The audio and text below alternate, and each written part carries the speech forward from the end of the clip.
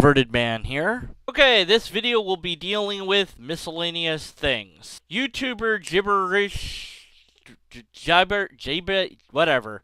This person, they might be a robot, I don't know. Anyways, a comment that they posted quite some time ago about emotion and logic, and they didn't see that the two were incompatible.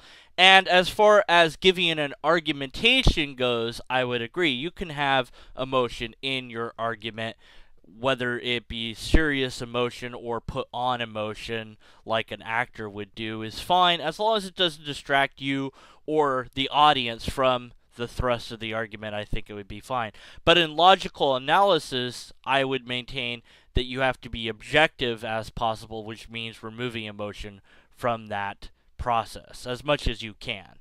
Meanwhile, when I analyzed one of St. Tom's arguments, I couldn't read, apparently, and so I messed up the word gradation. And I also couldn't read genus. But it really doesn't affect the argument that I was making, or the case that I was making, that much.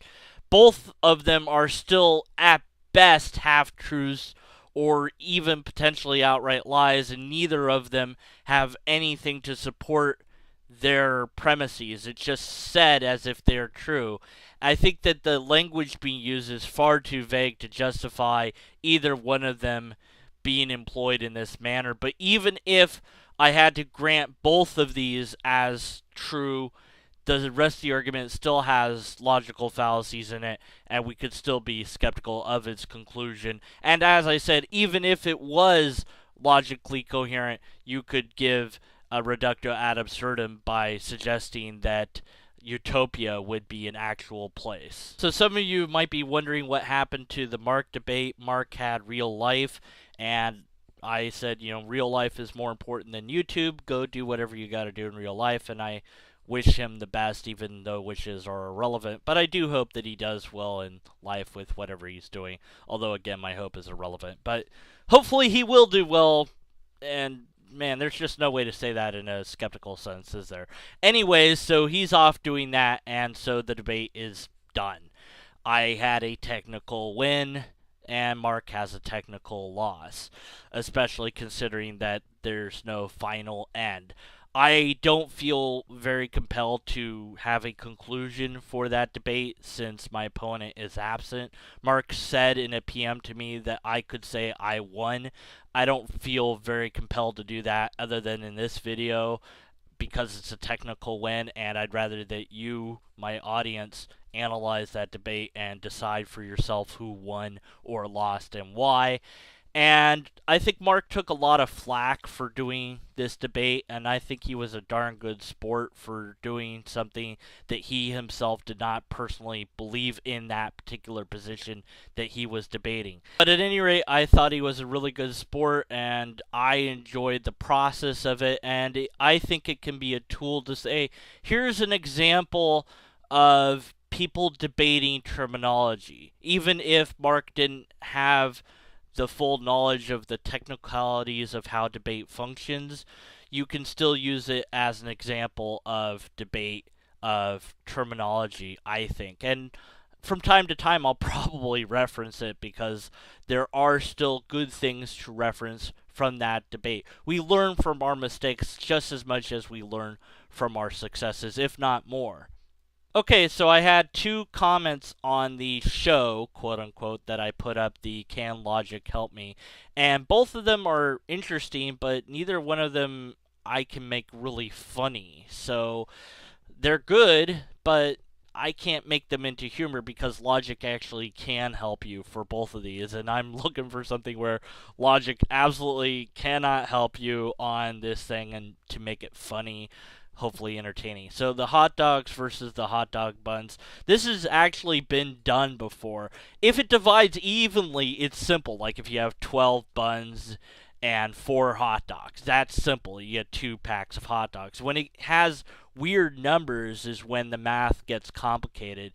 But there's a formula that actually can solve it. As long as you always have even numbers, you could actually equal them out almost always. I think there's certain combinations that you can't equal out, but it's mathematically possible to do. So it's within the realm of mathematical logic.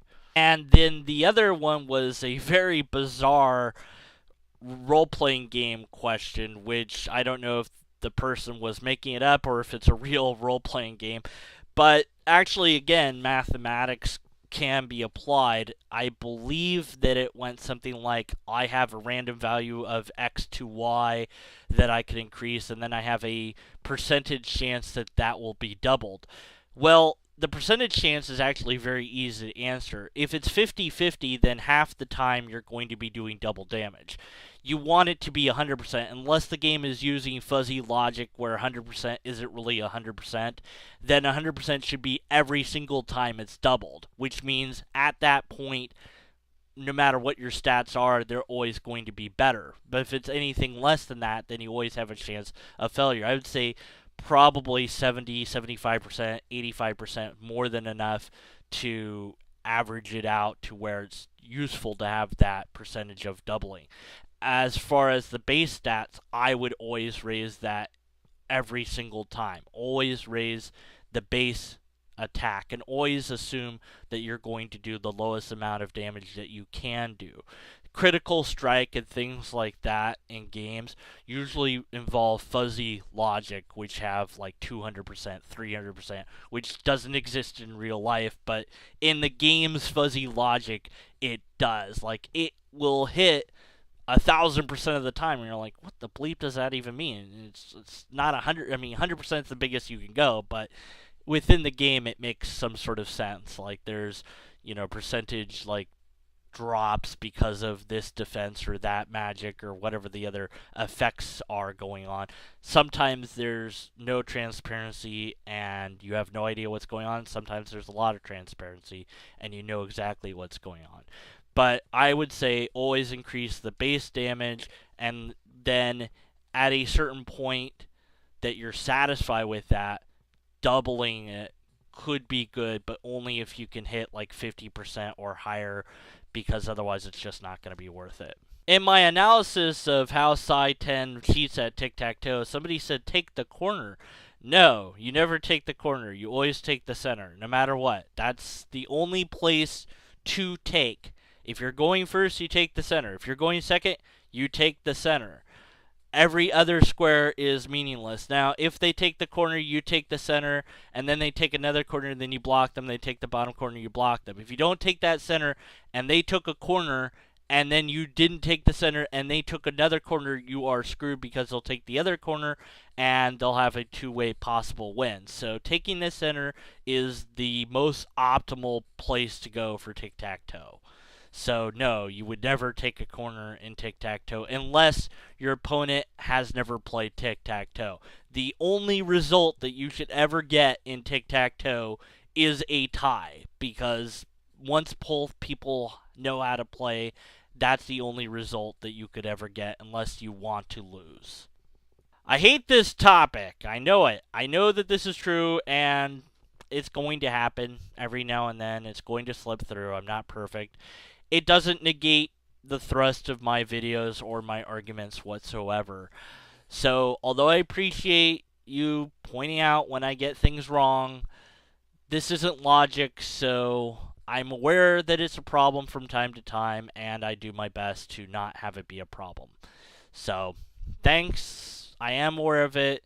Hopefully it won't happen as much, but it does happen from time to time. So, as I near the end of this miscellaneous video, I realize that it's become sort of a frequently asked question thing, even though I don't get asked this question ever yet. I suspect at some point somebody's going to ask, what's the deal with that voice? Referring to, of course, hey, how's it going? Hey, I'm here, yay! Shut up! That voice. That is outright lie. The ongoing running gag is that Outright Lie has my phone number. Don't ask how he got it. He won't tell us the truth. He calls me whenever there's an outright lie. Somehow he knows. And he annoys me. And I hate him. And he loves me. Or at least that's what he said. But I can't trust him because he's an outright lie. So that's what that voice is. I have no control over him. He just will show up whenever there's an outright lie present. Yeah, like right now, you're lying to them. You have control. Shut up. I don't have any control over you. Yes, you do. No, I don't. It's not like you're another person or a piece of myself persona of, like, you're inside my head. The voices. The voices. Anyways, so yeah, that's what that is. All right, so that's the end of this video.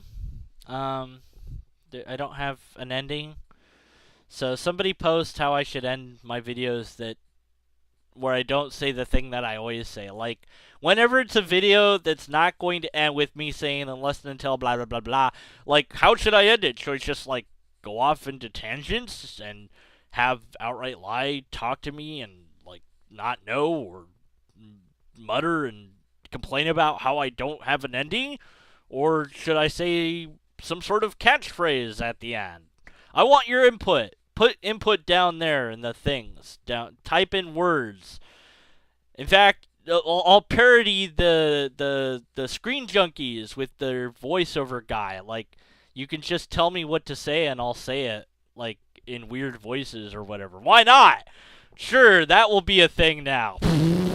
Whatever, I don't care, as long as it makes you happy, because that's one of the things I'm here to do. The other thing is something about logic. I don't know. All right, bye.